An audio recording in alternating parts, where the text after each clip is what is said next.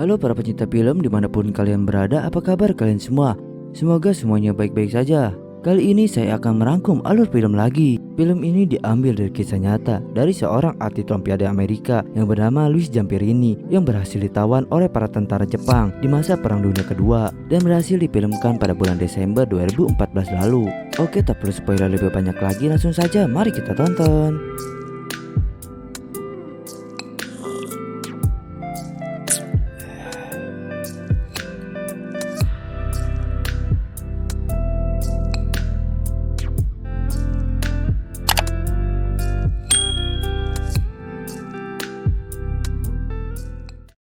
Di awal film memperlihatkan ketika para militer udara Amerika yang diberi misi untuk melakukan pengoboman ke markas para tentara Jepang.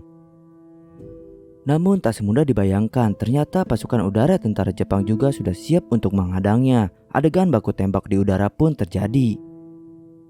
Tetapi akhirnya usaha dari tentara Amerika pun berhasil melepaskan bomnya tepat pada titik yang dituju. Namun para pesawat tentara Jepang pun tak henti-hentinya menyerangnya dan berhasil mengenai para tentara Amerika. Terlihat rekannya terluka parah, tentara Amerika yang bernama Louis pun langsung mengobatinya sambil memberikan motivasi kepada rekannya. Dan akhirnya bagian terakhir dari pesawat Jepang pun berhasil dilumpuhkan. Namun serangannya tadi mengakibatkan pesawat tak bisa mengerem secara optimal. Di situasi panik ini membuat Louis flashback di waktu ia masih bocah, di mana sang pendeta memberikan ceramah tentang keselamatan. Louis kecil adalah anak yang sangat nakal. Ia pernah dikejar oleh security sekolah ketika ia ketahuan bolos. Ia malah menyempatkan waktunya untuk sebat terlebih dahulu. Ia juga pernah menjadi bulan-bulanan teman-temannya yang membencinya. Untungnya security yang mengejarnya pun datang dan membubarkan perkelahian tersebut. Louis pun langsung dibawa ke bundanya mengabari kejadian yang sebenarnya. Ia juga ketahuan meminum minuman keras, membuat bundanya sangat marah padanya. Malamnya Louis pun langsung dihukum oleh ayahnya. Ia dimarahi habis-habisan di sini. Ketika siang Louis pun melakukan hal nakal lagi. Ia mengintip bagian rok dari wanita dewasa. Louis pun ketahuan dan langsung berlari cepat. Kejadian itu pun terlihat oleh kakaknya sendiri yang bernama Pete. Melihat Louis punya kemampuan berlari, kakaknya pun mencoba melatih Louis. Di pertengahan latihan, Louis pun berhenti, beranggapan bahwa ia tidak bisa melakukannya. Namun di sini Pete pun percaya. Ia melihat kemampuan dari dalam diri Louis. Pete pun mengajaknya lagi melanjutkan latihannya. Louis pun mulai masuk ke timnya. Hari ke hari Louis pun terus berlatih lebih keras lagi. Di sini Pete pun tersenyum melihat kecepatan berlari Louis meningkat. Louis pun terus melakukan latihan tanpa henti sampai ia tumbuh dewasa, walau tanpa didampingi sang kakak. Di hari itu Louis pun mengikuti perlombaan. Terlihat ia pun sangat lihai dalam berlari dan akhirnya bisa memenangkan perlombaan tersebut. Perlombaan dari perlombaan pun terus ia menangkan, sampai ia masuk ke tahap berikutnya, yaitu perlombaan Olimpiade di Berlin. Di sini Louis pun akan berangkat ke Berlin untuk mengikuti Olimpiade. Sebelum berangkat seperti biasa sang kakak selalu menyemangatinya. Scene pun berpindah lagi di mana Louis sedang berada dalam pesawat tempurnya yang akan lepas landas. Pesawat pun tak bisa dikontrol.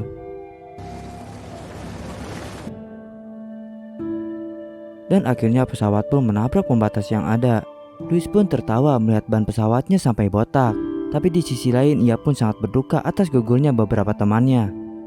Di waktu kosong Louis pun mengisi waktunya untuk berlari. Namun ia pun disusul oleh rekannya sambil mengabari bahwa ia dan timnya mendapatkan misi lagi, yaitu misi penyelamatan. Louis dan timnya pun berangkat. Namun bukannya dengan pesawat yang sehat, ia pun malah dengan pesawat yang kemarin yang sudah diperbaiki. Ini pun bukan keinginan mereka sendiri, tetapi atas perintah dari komandannya. Benar saja tiba-tiba mesin satunya pun meledak dan menjalar ke mesin yang lain. Semua anggota tim pun sangat panik karena pesawat tak bisa lagi dikendalikan. Di situasi yang panik, Louis pun flashback lagi dengan kisahnya yang sedang mengikuti Olimpiade di Berlin. Ia pun sangat gembira ketika di awal pembukaan Olimpiadenya. Dan perlombaan pun dimulai. Terlihat Louis sedikit ketinggalan di belakang sampai putaran ketiga. Olimpiade ini pun disiarkan langsung di radio Amerika. Semua keluarga Louis dan rekannya pun turut serta dalam mendengarkan bareng. Suasana pun sangat deg-degan ketika mendengar Louis sedang berada di posisi tengah.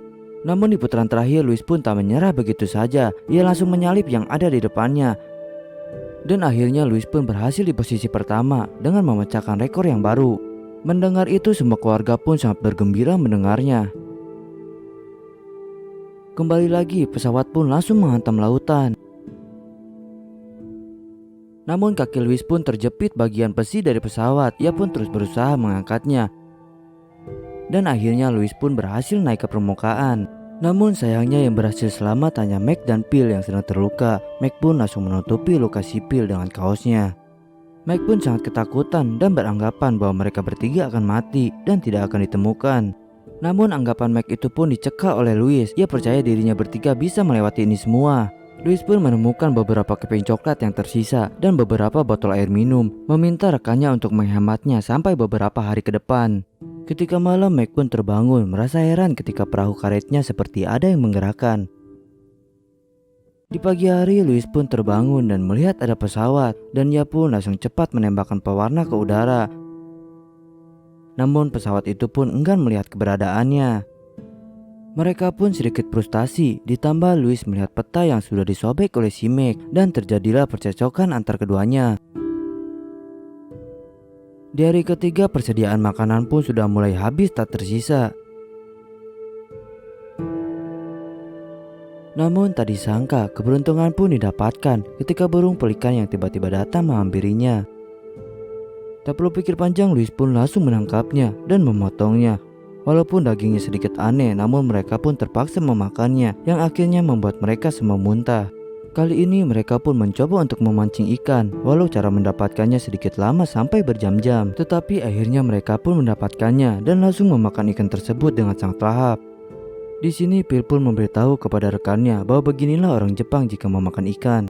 Louis juga beranggapan kalau saatnya pulang ibunya akan memasak ikan yang sangat lezat untuk mereka bertiga. Dari kejadian ini membuat Phil jadi teringat tentang majalah yang ia baca tentang Rickenbacker bersama krunya yang hanyut selama 24 hari. Mereka pun berhasil selamat, namun sebagian dari mereka pun menjadi gila. Mendengar itu, Louis pun mengajak mereka agar terus berbicara dan pikiran jangan kosong agar tidak seperti yang Phil ceritakan. Di hari ke-18 tubuh mereka pun mulai kurus kering. Sorenya tak disangka badai pun datang.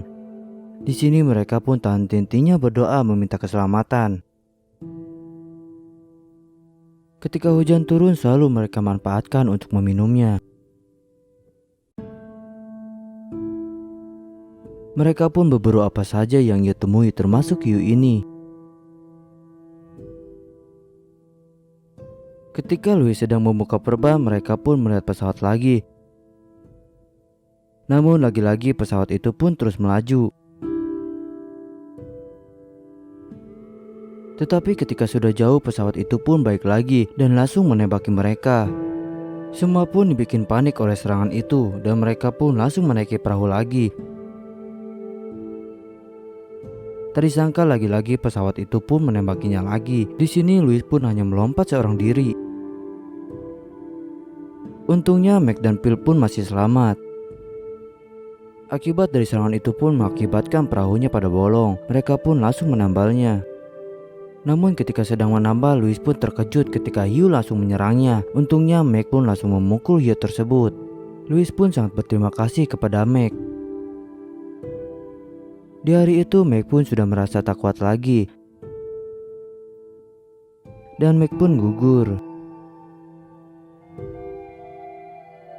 Di hari ke-45 tubuh mereka pun terus bertambah kurus, ditambah dengan penyakit kulit yang semakin tampak. Namun di hari esok ia pun ditemukan, tetapi bukan dengan sekutu melainkan dengan tentara Jepang. Mereka pun dibawa dan ditahan. Louis pun dikagetkan dengan suara penyiksaan dan ia pun meminta untuk menghentikannya. Ia pun diberi makan dengan secara tak wajar. Dan Louis pun dibawa ke komandan mereka untuk diinterogasi dan dipaksa membocorkan rahasia cara menggunakan bom Norden. Louis pun memberitahunya. Di penjara itu, Louis pun mencoba berontak karena sudah geram mendengar suara penyiksaan. Louis pun digiring lagi bersama sipil dan diperintahkan untuk membuka pakaiannya. Lalu mereka pun dipaksa untuk berlutut, namun di sini Louis pun enggan untuk berlutut. Ia pun langsung kena hantaman dari tentara itu. Mengira akan dieksekusi, ternyata Louis pun hanya dimandikan saja. Di sini Louis dan tahanan Amerika lainnya pun akan dipindahkan. Ia pun terpisah dengan sipil. Ketika sudah sampai, mereka pun disatukan lagi dengan para tawanan yang lain. Ketika kalapas ini sedang berbicara, Louis pun terus menatapnya dari kejauhan. Namun tatapannya itu diketahui, ia pun langsung dihampiri olehnya. Kalapas ini bernama Kopral Watanabe. Di sini Louis pun dipaksa untuk menatapnya lagi. Louis pun melakukannya. Si Kopral itu pun langsung menghantam wajahnya dan memperingatinya agar jangan coba-coba menatapnya. Terlihat dari wajah Louis pun babak belur oleh si Kopral itu. Di sini Komandan Fitzgerald pun memperkenalkan diri kepada Louis, meminta kepadanya agar jangan memberi informasi apapun kepada musuh. Semua tawanan pun dikumpulkan lagi. Lalu si Kopral ini pun menyebutkan nama-nama dari tawanan yang berbakat. Ketika ia bertanya siapa atlet Olimpiade, namun Louis pun enggan mengakui. Karena si Kopral terus menyebutkan, Louis pun terpaksa dan langsung mengacungkan tangannya. Si Kopral itu pun langsung mengetes Louis. Namun Louis pun terjatuh dan kalah. Kecewa karena Louis kalah, si Kopral itu pun langsung menghajarnya lagi. Lagi-lagi Louis pun babak belur lagi. Di sini sang komandan pun memberitahu Louis bahwa kabarnya AS telah sampai di Kepulauan Marshall. Sang komandan pun terus menguping pembicaraan tentara Jepang. Di sini semua tawanan pun dipaksa untuk membersihkan kotoran yang sudah penuh dan membuangnya di pinggir laut.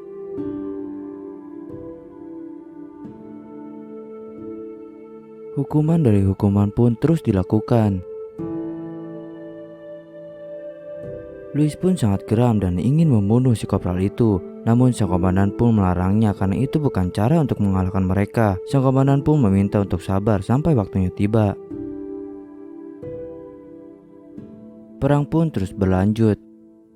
Louis pun merasa senang karena militer Amerika yang lainnya telah dekat dengannya. Ketika tidur pulas, tiba-tiba Louis pun dihajar oleh si Kopral itu. Siangnya Louis pun dibawa ke kantor untuk menemui orang dari Radio Tokyo untuk meminta penjelasan bahwa kabarnya di Amerika atlet Olimpiade ini sudah tewas dalam perang. Louis pun dipaksa untuk menjelaskannya. Dan saat itu Louis pun langsung dibawa ke Tokyo. Di sini Louis pun disambungkan langsung ke radio Amerika. Louis pun mengatakan bahwa ia dalam kondisi sehat dan baik-baik saja, dan mengatakan bahwa di sini ia diperlakukan dengan sangat baik. Selesai podcast, Louis pun langsung makan dengan makanan enak. Orang itu pun datang lagi dan memujinya atas penjelasannya. Louis pun diminta lagi untuk menyiarkan konteks yang ini. Namun Louis pun menolaknya karena di dalam konteks itu berisi informasi tentang Amerika. Orang ini pun merayu Louis jika ia melakukannya ia bisa tinggal nyaman di sini dan terus-menerus makan dengan makanan yang enak, seperti orang Amerika yang di depan. Namun Louis pun tetap teguh dengan prinsipnya, ia memilih kembali ke tahanan. Louis pun ketahuan menolak dan ia pun langsung kena hukuman oleh si Kopral itu. Namun kali ini bukan si Kopral yang mengajarnya, melainkan para tahanan yang lain yang dipaksa oleh si Kopral. Tahanan yang lain pun menolaknya karena ia tidak bisa menyiksa temannya sendiri. Si Kopral pun memerintah bawahannya untuk membawa sanderaannya jika mereka tidak mau nyawa dari tahanan ini lenyap. Hati Louis pun tersentuh dan memaksa sang komandan untuk memukulnya. Dengan terpaksa komandan itu pun langsung memukulnya. Pukulan demi pukulan pun terus diterimanya.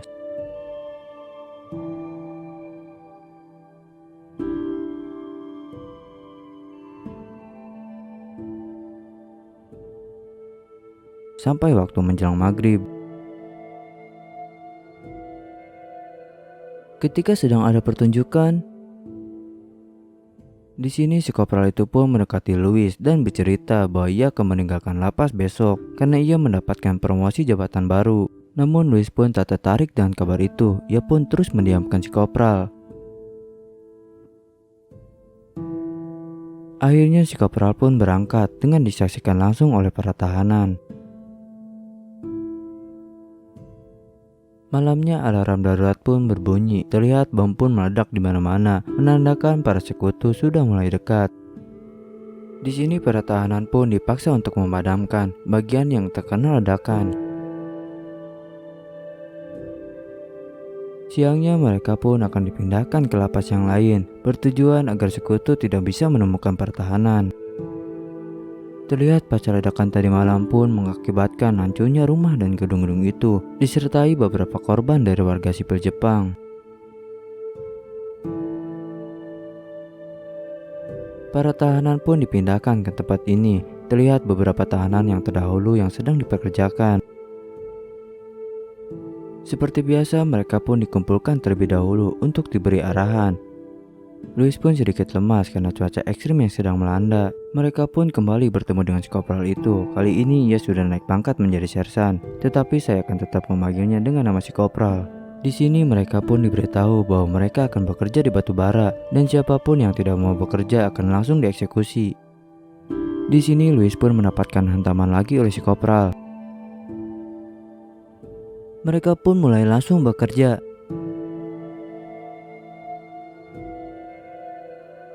Hari ke hari terus mereka lalui sambil dipekerjakan secara paksa. Tak peduli walaupun lelah atau sakit, mereka pun harus tetap bekerja. Terlihat Louis pun merasa kelelahan. Ia pun langsung didorong oleh tentara itu, membuat kakinya langsung keseleo.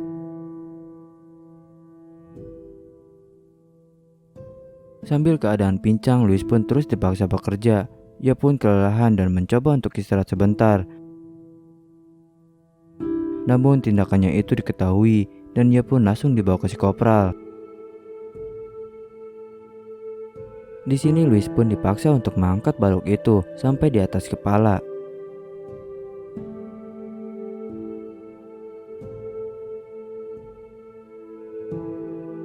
Jika Louis menjatuhkannya, mereka tak segan-segan untuk menembaknya. Di sini Louis pun terus mencoba menahannya sampai waktu berjam-jam. Semua orang pun berfokus pada Louis sambil menyemangatinya dalam hati mereka.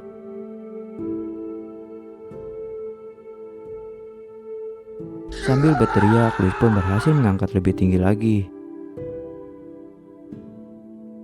Si kopral ini pun mulai tersentuh hatinya dan memerintahkan Louis untuk jangan menatapnya. Namun Louis pun masih tetap menatapnya dan ia pun langsung kena hantaman lagi dan lagi olehnya.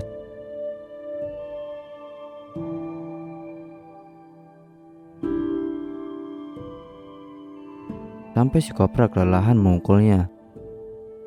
Sampai malam pun Louis masih terkapar di tempat itu. Siangnya semua tahanan pun dikumpulkan dan mengabari bahwa perang telah berakhir. Dan semua tahanan pun diundang untuk mandi di sungai Hokura. Semua tahanan pun sudah pasrah mengira bahwa ini adalah eksekusi terakhir. Begitupun sang komandan. Mereka pun mulai digiring ke sungai itu.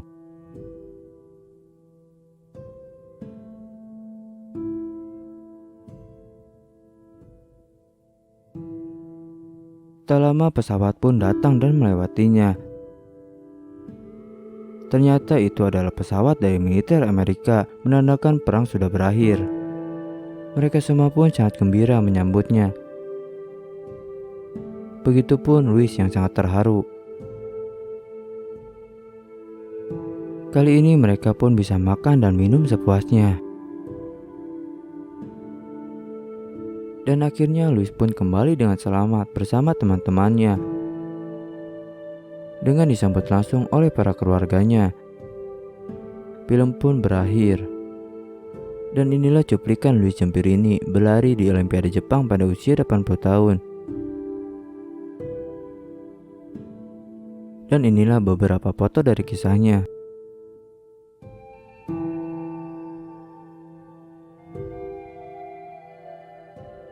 Oke, terima kasih untuk yang nonton sampai akhir. Jangan lupa dukung channel ini agar terus berkembang. Oke, terima kasih dan sampai jumpa.